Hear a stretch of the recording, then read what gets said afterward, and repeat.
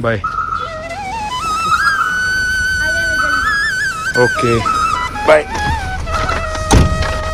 नहीं लेफ्ट लो, राइट कहाँ जाओगे? विजय सुन तो इधर है।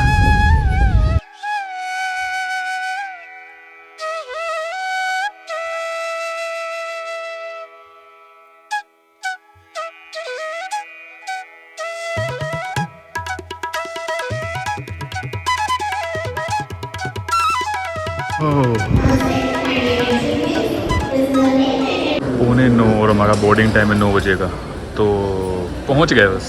कहते हैं कि इंच इंच का टाइम लेके पहुंचे बिल्कुल आखिरकार। वो कहते हैं कि इतनी मेहनत और मशक्क़त के बाद पहली बार ऐसा हुआ है 17-18 सालों में कि हम भागते भागते से पहुंचे हैं और एकदम कहते हैं कि एंड टाइम तक ही पहुंचे। पौने 9 की मतलब पौने 9 बजे हम पहुंचे थे और 9 बजे की बोर्डिंग स्टार्ट होनी है। पौने 10 की हमारी फ़्लाइट है। जी हाँ, और हम जा खा रहे हैं। बिल्कुल आप लोग टाइटल से समझ गए होंगे हम जा खा रहे हैं। सभी को हरिओम। क्या कह रहे हो, बड़े लंबे समय के बाद कुछ ऐसा देखने को मिल रहा है जिसके लिए आप सब भी व्याकुल थे। तो आखिरकार वो कहते हैं ना कि जब तक समय नहीं आता जब तक इंसान कुछ नहीं कर सकता। तो अब आप कहेंगे कि भाई क्या सफाई दोगे आप। मैं जानता हूँ आप लोगों के मन में ये चीज़ होगी कि भाई जब गुरुजी दिल्ली में थे और दिल्ली में करोल बाग में भी थे और रजोखरी में भी थे, बट आप नहीं थे। दूर दूर तक नज़र नहीं आ रहे थे। कहाँ थे, कहाँ चले गए थे, कहाँ अदृश्य हो गए थे। वो कहते हैं ना कि बुरा तो हमें भी बहुत लगा था कि जिस टाइम पे गुरुदेव हमारे कहते हैं कि इतने निकट थे और हम वहाँ पे नहीं पहुँच पाए। हम वहाँ नहीं थे, हम उस जगह पर ही नहीं थे। हालांकि मुझे पता भी नहीं था, और जब मुझे पता लगा तो वो कहते हैं ना कि एक कहावत है, एक मुहावरा है कि जब चिड़िया चुग जाए खेत तो पछताने का कोई फ़ायदा नहीं होता। तो ऐसा कुछ हुआ था मेरे साथ, बट ठीक है। और मन में तो रहेगा कि वो जो दर्शन थे शायद हो सकते थे, और उसके बाद अब तक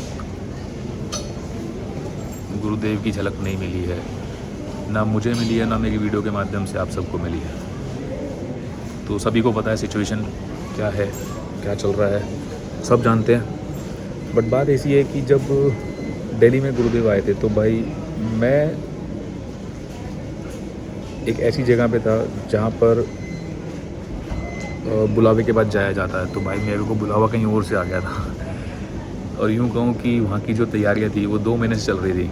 टिकट वगैरह सब बुक हो रखी थी और मैं गया हुआ था वैष्णो देवी। जी हाँ, और मैं उस टाइम पे ट्रेन में था और जब मुझे पता लगा था कि गुरुदेव दिल्ली आ रहे हैं तो भाई वो कहते हैं ना कि असमंजस वाली सिचुएशन थी कि हर कोई वैष्णो देवी जाता तो खुश होता है। अब मैं खुश भी था और कहीं ना कहीं मेरे मन में ये भी था कि यार एक मौका हाथ से निकल गया। अब समझ नहीं पा रहा था कि मैं क्या ही बोलूं और क्या ही सोचूं।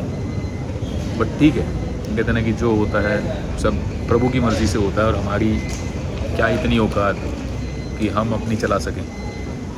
बट ठीक है, ऑलमोस्ट उस बात को 1 महीना होने को आ रहा।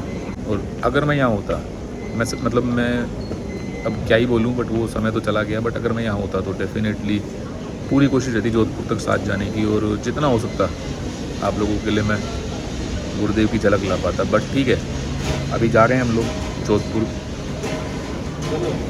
इस उद्देश्य से कि जहाँ गुरुदेव हैं उनके निकट रहने का थोड़ा सा अवसर मिलेगा, और अगर किस्मत ने साथ दिया और गुरुदेव ने चाहा तो उनकी झलक पाने का मौका मिलेगा। बहुत लंबा समय हो गया उनकी झलक नहीं पाई। मैंने कहा चलते हैं यार, ठीक है। परिवार में कि बहुत सी चीज़ें हो जाती हैं, बहुत सी चीज़ें मैनेज करनी पड़ती हैं। और लगभग 1 महीना होने वाला है। मैंने कहा ठीक है, एक बार जाके आते हैं, देखते हैं कैसा क्या रहेगा। वो कहते हैं ना, मन तो हमारा गुरुदेव के हवाले ही है। तो ठीक है, चलते हैं, आप लोगों को भी एक बार चलते हैं लेके, कैसे क्या रहने वाला है, कैसे क्या माहौल है उधर, क्योंकि हम भी कभी जोधपुर नहीं गए। मैं झूठ क्यों बोलूँ, पहली बार ही है हमारा भी। तो पहुँचेंगे, सबसे पहले आश्रम चलेंगे, वहाँ से देखते हैं कैसे क्या अपडेट रहता, और उसके बाद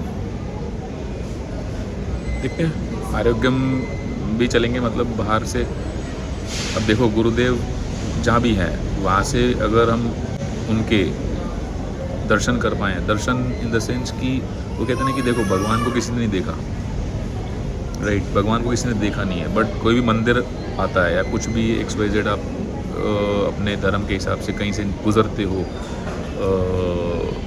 मंदिर, मस्जिद, गुरुद्वारा, तो हर कोई वहाँ पे सर झुकाता है। तो अब जैसे कि हमें पता है गुरुदेव आरोग्यम में है और वहाँ पे उपचार वो ले रहे हैं, तो भाई वहाँ पे भी जाना ज़रूरी है ना। फिर वहाँ की माटी भी तो पावन कर दी। ठीक है, चलते हैं, जैसा भी रहेगा आप लोगों से अपडेट करते रहेंगे, और जो भी पास्ट में हुआ, मतलब जो हम नहीं कवर कर पाए और नहीं आप लोगों तक पहुंचा पाए, उसके लिए हम भाई तहे दिल से माफ़ी मांगते हैं।